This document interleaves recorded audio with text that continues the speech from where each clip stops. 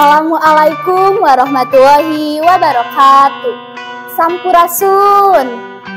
Nepangkeun wastapun Helga Zakia Muhlisin kawi ti kelas 10 IPS 3 bade nyandak dongeng anu judulna Si Kabayan Ngalatutut. Kieu caritana. Si Kabayan teh jelema keblung. Pagaweanana kurahe esti beurang. Dina hiji poe, si Kabayan dititah ku ninitna ngalatutut. Cek nini, Kabayan, atuh ulah geus ti beurang teuing. Eueuh pisan gawe sia mah. Ngalah-ngalatutut atuh. Da ari nyatu mah kudu jeung lauk. Cek si Kabayan.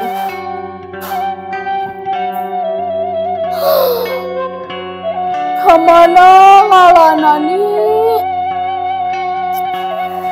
Cek Nini. Nah, kamana? Tuh, ka sawah ranca. Nu loba mah ka sawah nu meunang ngagaru geura sok. Oh, tah si Kabayan teh indit ka sawah nu meunang ngagaru bari leumpang. Di dinya katembong loba tututna lantaran caina herang. Jadi katembong kabeh tututna pating goletak. Tapi barang diteges-teges ku si Kabayan, katembong tah kalangkang langit teh dina cai. Cek pikirna dina jeuh hate. Ambu kumaha ngalana eta tutut teh.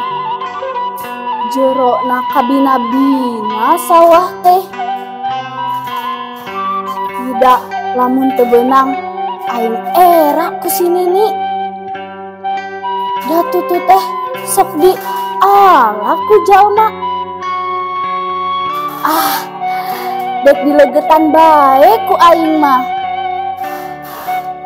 Geus kitu mah si Kabayan teh indit we ngalaleget. Barang geus meunang dibulitkeun kana nyere. Tuluy dijejeran ku awi panjang. Sabab dek ti kajauhan bae. Moal deket-deket da sieun ti kecebur. Sapopoe jeput mah si Kabayan teh ngalaleget we ngadekul.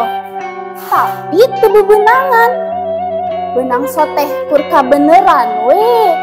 Tutut keur calemat. Talapokna kataplan kuleget. Tuluy nyakop. Jadi we benang. Sabab dina jero cai mah tutut teh teu daek napel. Soalna aya leuleueuran. Di imahna ku Nini teh geus didadagoan. Nini geus ngalak salam, sereh, koneng, dakeur ngasakan tutut. Tapi ambleng bae eta si Kabayan teh teu datang-datang. Tuluy disusul ka sawah. Kasampak tah si Kabayan teh keur ngalegetan tutut. Atuh si Nini teh ngamuk. Cek Nini. Kabayan, maneh ngalatutut dilegetan? Cek si Kabayan. Kumaha atuh? Tuh tingali meuni jero kitu nepi ka katembong langit. Keur kitu mah atuh si Nini teh ngamuk ka cida. Dibruskeun we eta si Kabayan ancrup ka sawah. Cek si Kabayan. Hehehe, sugan teh jero tek teh deep pedah katembong langit.